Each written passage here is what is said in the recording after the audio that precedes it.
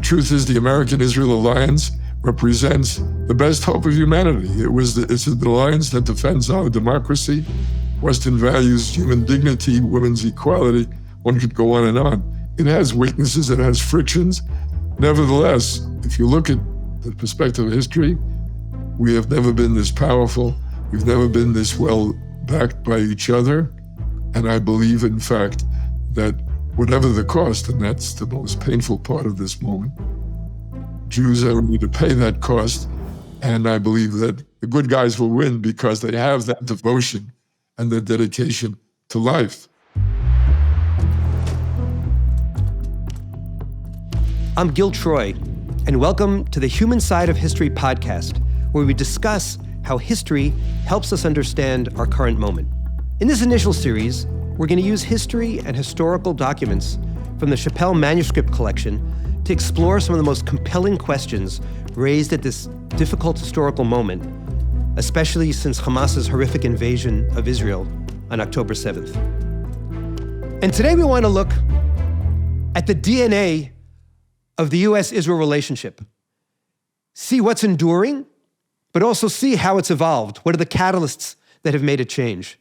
We're going to talk with a man who wears many, many hats, Rabbi Yitz Greenberg, who, among other credentials, has a PhD in American history from Harvard University. But to start, let's go to the origin story. Let's think about that remarkable moment in May 1948, just 11 minutes after Israel declared itself a state, when President Harry Truman recognized the state of Israel. In November 1947, November 29th, 1947, the United Nations had voted in an extraordinary plan. Everybody likes to call it the partition plan, but one of the things I like to emphasize is that also at that moment that the world community recognized the Jewish rights to the land. So it's not just the partition plan resolution, it's also the affirmation of Jewish rights in their formal homeland. Now, the Jews didn't need that affirmation, but it was a nice recognition, especially after the horrors of the Holocaust. And it's actually one of the few countries in the world today that was validated, legitimized, recognized by the United Nations. So that's November 29th, 1947. And one of the miracles of that day was that not only the United States voted for the resolution, but the Soviet Union did too. Now, both were in some ways competing for dominance in the world, and maybe both wanted to win this Jewish state over to their side. But there also was a certain recognition after the Holocaust that this enduring connection that the Jews have to their homeland had to be respected and validated. It was a compromise. And unfortunately, within days of that compromise, waves of Arabs start attacking. And the first couple of months after the November 29th, 1947 compromise resolution, over 330 Jews are killed. What's emerging is a civil war. And so by May 1948, Harry Truman is under tremendous pressure. The British are about to leave, respecting the resolution. What should the United States do? What should the Jewish people do? David Ben-Gurion, who will become the first prime minister of the state of Israel, makes it very clear, we're going to announce a state as soon as we can, May 14th, 1948. The pressure under Harry Truman not to recognize that state is tremendous.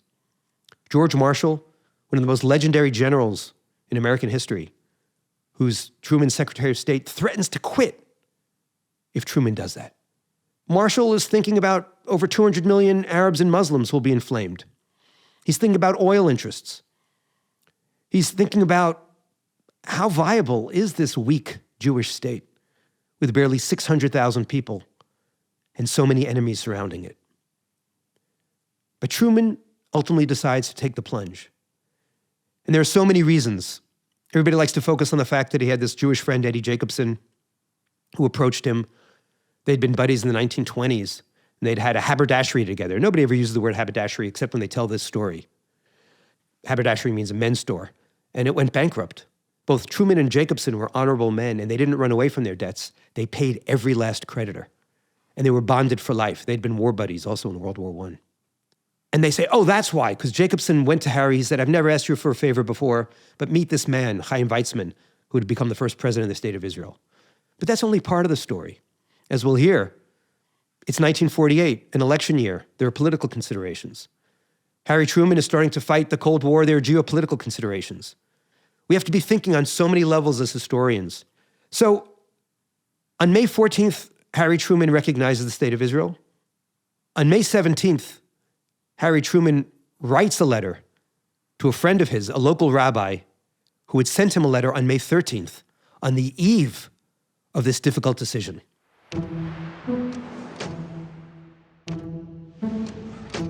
Dear Rabbi Thurman, I enjoyed the visit with you very much and appreciated most highly your letter of May 13th. It looks as if the Palestine situation is very dark this morning, although we recognize the Jewish Free State as soon as they organized a government and asked us for recognition. I shall remember your offer of service and expect to make use of it if the going gets any rougher. Clearly, there was some political backlash. Clearly, Thurman said, I've got your back. So we see that Harry Truman is, let's say, at peace with his decision. And in fact, he will, over the years, become more and more proud of his decision, more and more convinced that it was the right thing to do, it was the smart thing to do, it was the shrewd thing to do. Ironically, Truman's successor, President Dwight D. Eisenhower, was not always seen to be a good as friend to the Jews and Israel. Although this letter from David Ben-Gurion in 1970 suggests otherwise and hints that maybe there are other forces at work. It's 1970. David Ben-Gurion, who was the first prime minister and defense minister for many years as well, is now in retirement on a kibbutz in the south called Sde Boker. And a journalist named Virgil Pinkley sends him a letter. He's writing a book, Eisenhower Declassified, a kind of look at Eisenhower because Pinkley had been friends with him as a journalist during World War II and thinks that in 1970, people don't really appreciate how great a president Dwight Eisenhower was. Dwight Eisenhower, of course, had been the winning general, the great organizer, who not only was the hero who was bold enough to launch the D-Day invasion, which really changed the course of the war, but also was there throughout, keeping the Allies together and being the public face of the great American victory in 1945.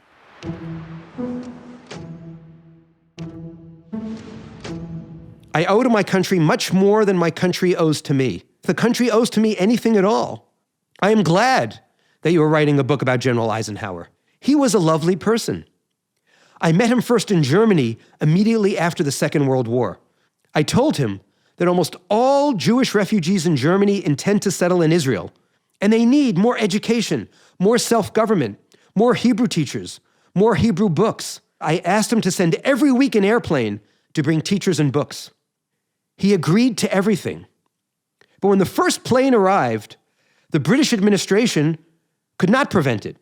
But they immediately applied to the Foreign Office, the British Foreign Office, and the Foreign Office then went to the State Department, and the State Department ordered Eisenhower to stop sending planes to Palestine. I had a later chance to talk with him when he was president. I never met a better friend of Jews. He was a lovely person. Now, what's going on in this letter? Ben-Gurion is telling us that the British Foreign Office and the State Department is filled with what was called Arabists, people who, like George Marshall, were more concerned with the 200 million Arabs and Muslims and far less concerned with the Jews. Was it anti-Semitism? Sometimes. Was it their own geopolitical analysis? Sometimes. Was it oil? Sometimes. And so we see that it's complicated. To put all this in historical perspective, and if I know him, theological and ideological perspective too, we turn today to Rabbi Irving Greenberg, known universally and lovingly as Yitz. Rabbi Greenberg is a leading Jewish thinker, a theologian, an activist. He's president of the J.J. Greenberg Institute for the Advancement of Jewish Life. He's senior scholar in residence at Hadar. He's the author of 6 books, including For the Sake of Heaven and Earth, The New Encounter Between Judaism and Christianity. And he's just released his magnum opus. The Triumph of Life is a narrative of the relationship between God and humanity, as expressed in the Jewish journey through modernity, through the Holocaust, through today's topic, the creation of the State of Israel, and the birth of Judaism's next era. But today we want to put all those credentials aside. We want to go back to one of your first great achievements, which was earning a PhD in American history at Harvard University.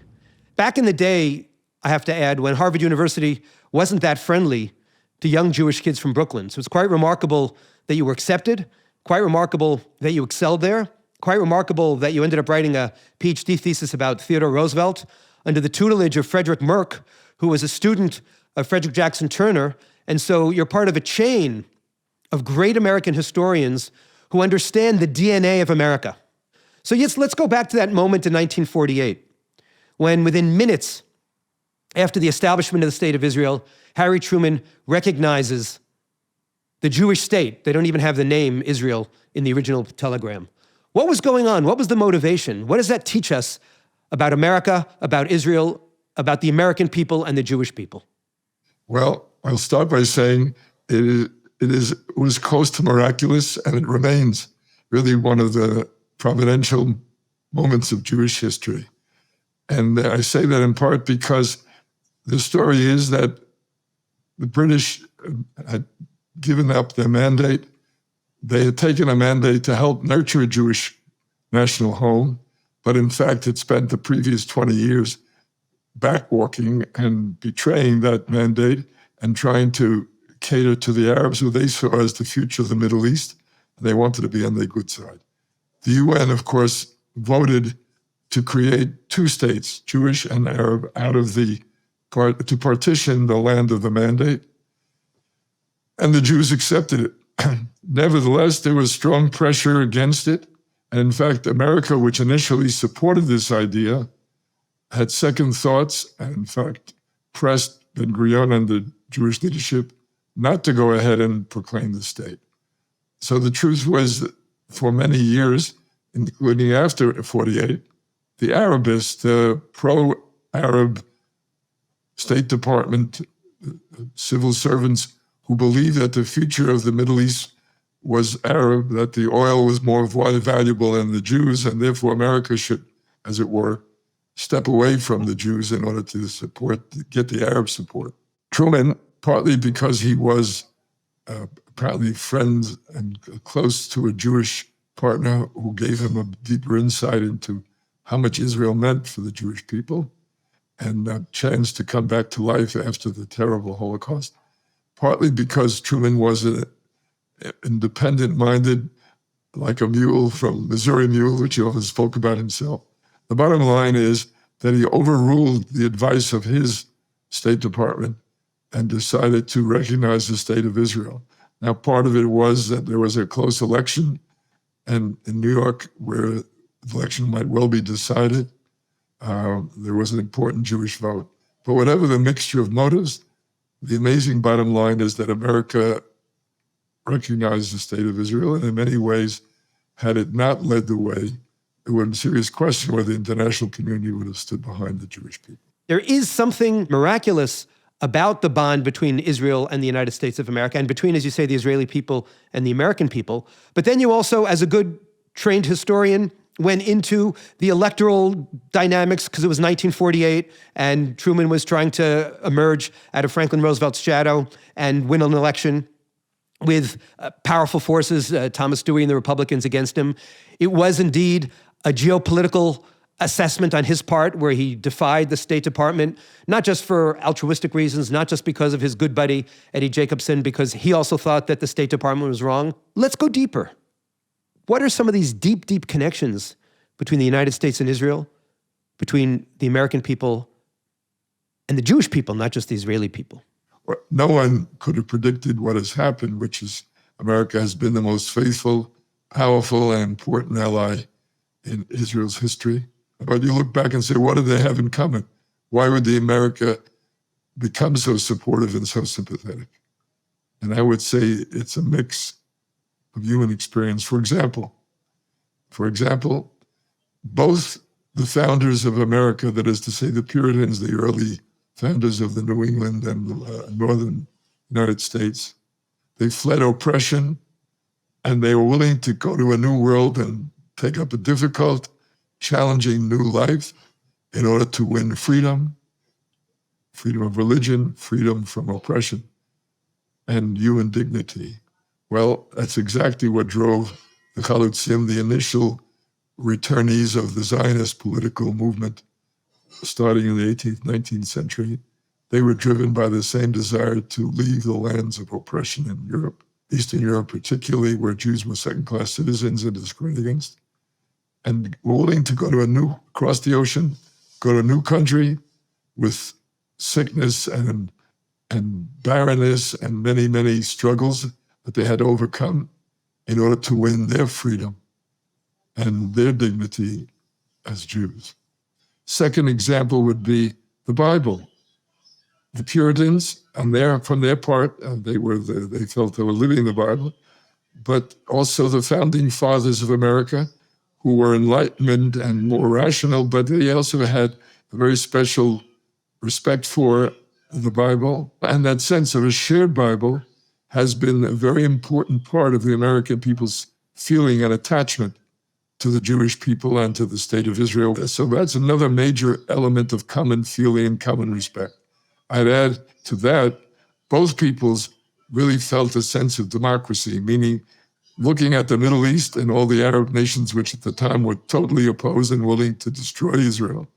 But they were oppressive, they were ruled by dictators, whereas Israel was a democracy very much in the spirit and in the common values of America. I'd add one more example after the Holocaust. And again, during the Holocaust, one of the great tragedies of certainly of Jewish history, is that the Allies, including America, and Franklin D. Roosevelt, as good as they were to the Jews domestically, the bottom line was that they abandoned the Jews of Europe. And even though they knew the extent of the destruction, this unbelievable extermination, they really did very little to save or to try to stop the destruction. But after the war, there was a recognition and some guilt and some feeling of failure. And it's interesting to be looking back when the discussion and the vote on the United Nations, again, if you look at a pure realpolitik, why should you vote for a Jewish state? They don't have other countries behind them. The Arabs already had tens of votes at the United Nations. They already had major resources of wealth and oil and so on. Why would you stick with the minority, weaker, more vulnerable people? But again, part of it was a sense of recognition, maybe guilt, maybe some compassion. I was struck in the discussions at the UN that Andrei Gromyko and the Russians, who were ruthless and totally anti-nationalist Jewish and anti-Zionist and anti-Jewish being different in any way. Nevertheless, Russia ended up supporting the vote. Don't forget the Nazis, Eichmann's famous line when he escaped after the war, before he was caught eventually. When he escaped, he told his co-conspirator, Dieter Lichny, together they had wiped out Hungarian Jewry. Lichny said, if they catch us, they'll put us to death. He said, if they catch us, I will jump into my grave laughing, because it's true I didn't finish off the last Jews, but they'll never recover from this death blow which we inflicted upon them. Well, of course, he was wrong. Israel proved he was wrong. The Jews chose not to lie down and die, not to give up their existence. So I think the world, some by inspiration and some by almost reluctant admission of failure, stood behind Israel in part to allow this incredible response of reasserting life, renewing faith and covenant, renewing a broken land in order to create an outburst of life, a life that I believe expresses the fundamental teaching of Jewish religion, that in this world we're supposed to live and work on this side of life, and that God is our partner in making this world a place where life wins out over everybody else. So all of that played a major role in linking the Jewish people. So what's so remarkable about your answer is that packed into your answer is a real countercultural sense of the power of the American story and the Jewish story and the Israeli story. And unfortunately, too many historians today, too many academics today don't have that faith anymore, don't have the sense in the power of progress. So I really want to thank you for that prose poem. And the second letter we read was about Dwight Eisenhower, where Ben-Gurion David Ben-Gurion, the first prime minister of the state of Israel, may surprise some people today by saying, oh, Eisenhower was a good friend of the Jews, a good friend of mine. And whether he was saying that just to be politically correct, as we would now say, or not, we don't know. But he does point out that it's not just the British who are a problem at the very start of the U.S.-Israel relationship, but the Arabists in the State Department. Tell us a little bit about how Israel and America were able to overcome some of their foreign policy experts in the 40s and the 1950s so that the relationship could grow, as you've said, into this remarkable relationship, this remarkable alliance. There was opposition, the strongest, not just in the State Department. For example, in the oil industry, the people who said, Arabs have these incredible oil resources, we're going to need them, and let's go with them and do anything that they ask us to do in order to make sure that they cooperate on our side. So as you might say, it was realpolitik against human value, against the narrative of human dignity and human value.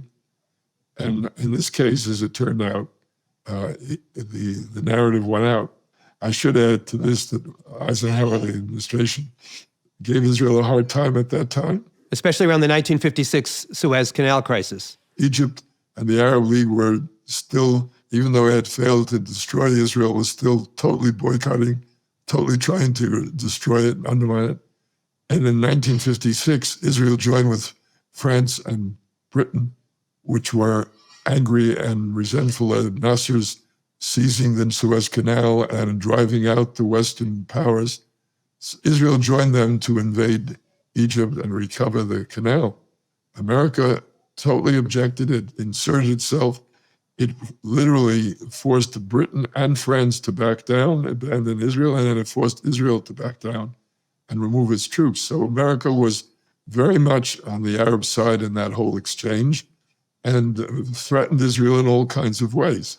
I think we also have to think about the 67 war, a war that seemed miraculous, but that also in many ways brought the United States and Israel ever closer together. After 67, when Israel had this miraculous victory, and the world sort of realized that in these 19 years since its founding, it had turned from a almost powerless, unarmed, or certainly short in arms, short in training, no military tradition, to a people that had become one of the most effective armies in the Middle East. And of course, their Air Force, which wiped out the other Air Forces and won the battle within a day. If we go to 1973, and a low moment of Israeli history, the Yom Kippur War, despite the surprise attack, the American airlift, the support that President Richard Nixon and his senior staffers, including Henry Kissinger, gave to Israel, ended up really changing the relationship. Kissinger, the Americans, Nixon and Kissinger, on the one hand, saw for the first time in this competition in the Cold War, which was the central challenge of American foreign policy, that here's a chance to get Egypt at least, and maybe more Arab countries, to shift sides from Russia to America. And the way to do that was to get Israel to moderate its military victory and to allow the Egyptians and the others face-saving and a chance to declare a peace with Israel. So Israel, and I might say, proved at that point what the Pentagon was learning and continued to learn for the next 20 years. That as an ally, it wasn't just something you underwrote and you supported, it was giving back incredible value. Israel was like a permanent aircraft carrier with American force. American troops could use any time, and America's allies, in this case, Israeli troops, could carry out America's needs and goals. At this moment when so many people are losing faith in Israel and in the U.S.-Israel relationship, you're first of all reminding us, as Harry Truman's letter to the rabbi just days after the state was established, was that sometimes things were even worse, especially in 48. That and right. When we think about how far Israel and the Jewish people have come, it's quite remarkable. When we see the built-in power, I love the way you put it, it's the pilgrims and the pioneers linked to the Bible, and the notion that Israel and the United States are not just among the small group of countries in the world that are democracies, but they're also among the even smaller group of democracies in the world that are ideologically driven and that have these biblical values. And so that helps us understand, even during these bleak times, that things might get better. But I have to say also, listening to you, it's kind of depressing to see where the world was in 48, 49, back in 47 even, when the Russians and the Americans both supported the UN resolution, and where the UN and the world is today. But finally, what you're really ending us with is the importance of these catalysts. That yes, ideology is important. But I think in 1973, after the 73 war, and I love this metaphor of Israel as the standing aircraft carrier, not just for the United States, but for Western values and for democracy and Western civilization, that the pragmatic and the ideological came together.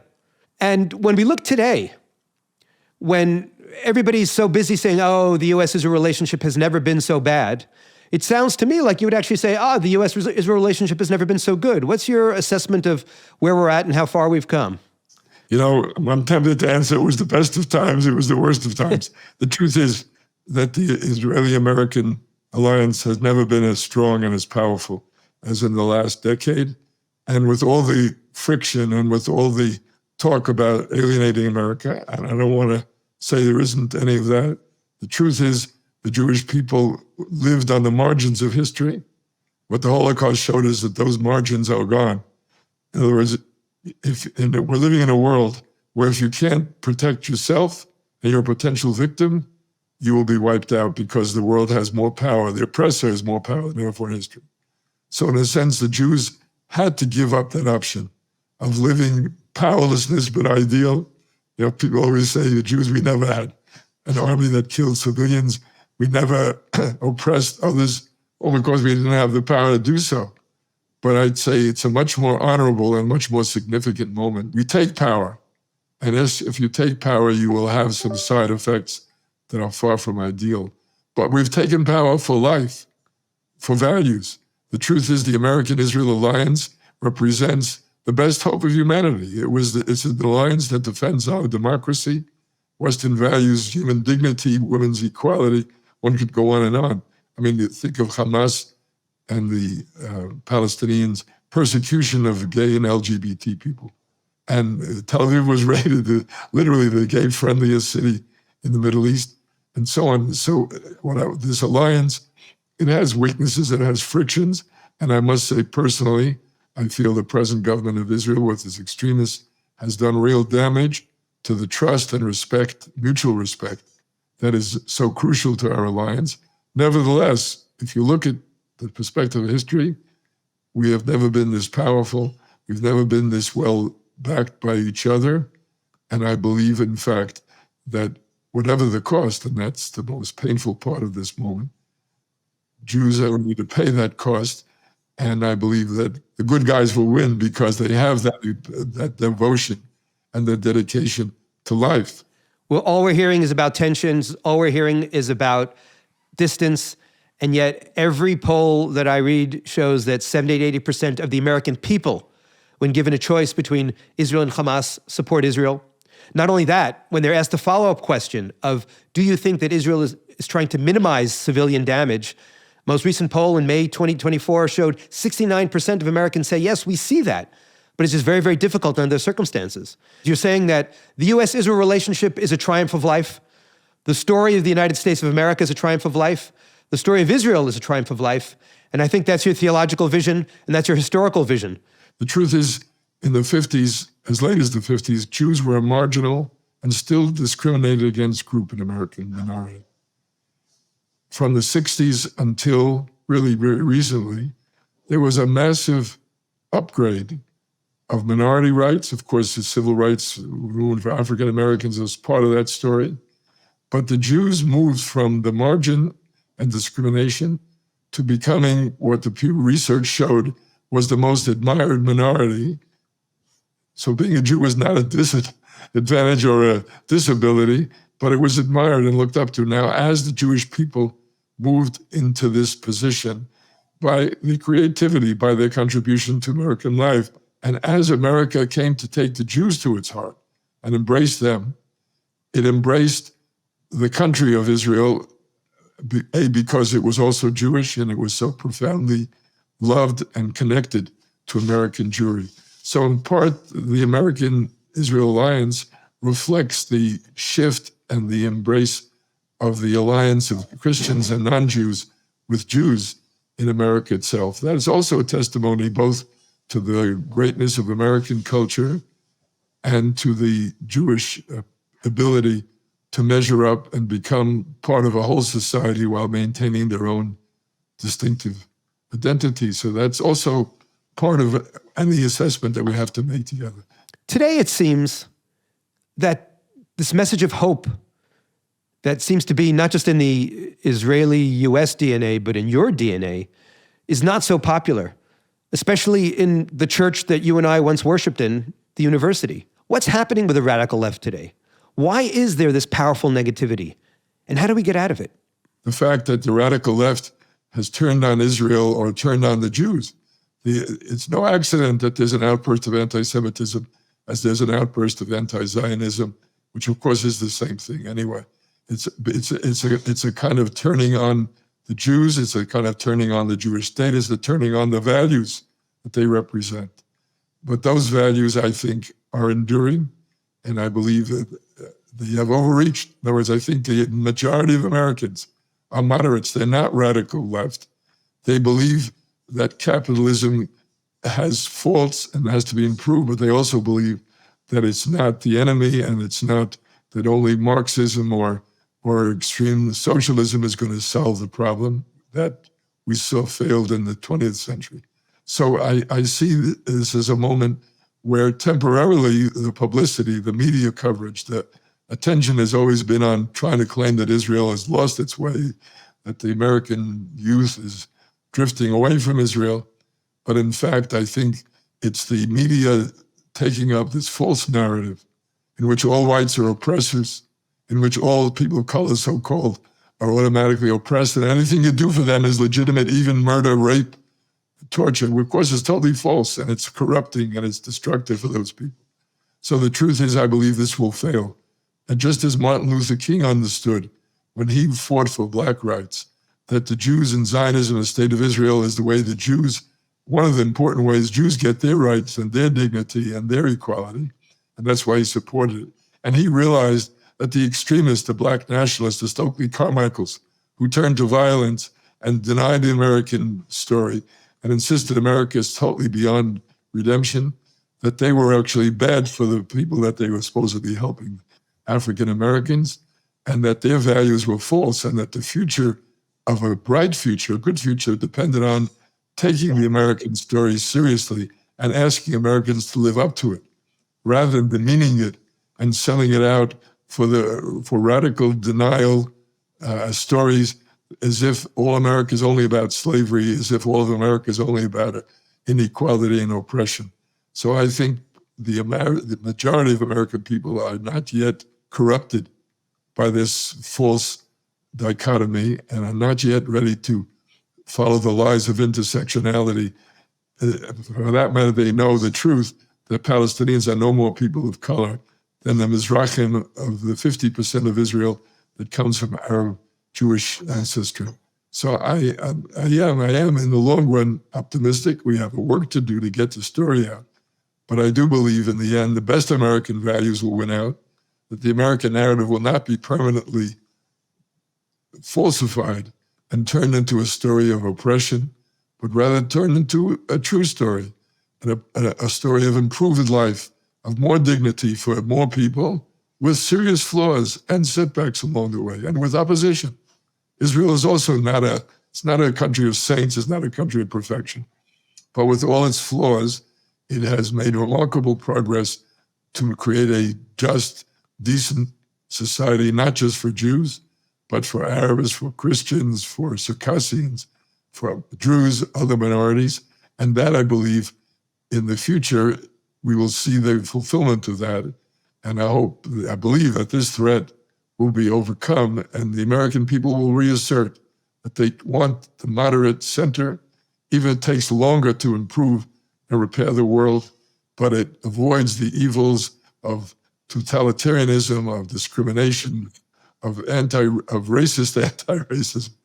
And so I hope that, again, Israel and the Jewish people will be a source of blessing, because in defending them and telling their story, we are also defending human dignity and democracy and the best of Western values. In 1980, Ronald Reagan was famously dismissive of Jimmy Carter, who was being too negative. And as the avatar of American hope, he said, "There you go again," dismissively. I want to say to you, with tremendous respect and tremendous appreciation, there you go again. There you go again, having a clear moral line. There you go again, showing that you can criticize the United States of America, you can criticize the current Israeli government, and yet nevertheless see the good and have the love and have, again, that triumph of life. And there you go again, reminding us that we can't just live in the moment, but we have to be transcendent and think bigger. And there you go again, being, like Ronald Reagan was, an avatar of hope. And I think that's also one of the things that brings the two stories together. The United States of America is about the leap of hope, about knowing that tomorrow will be better than today and rolling up our sleeves and making that happen. And the Israeli story, the Zionist story, Hatikva, the Jewish national anthem, is hope.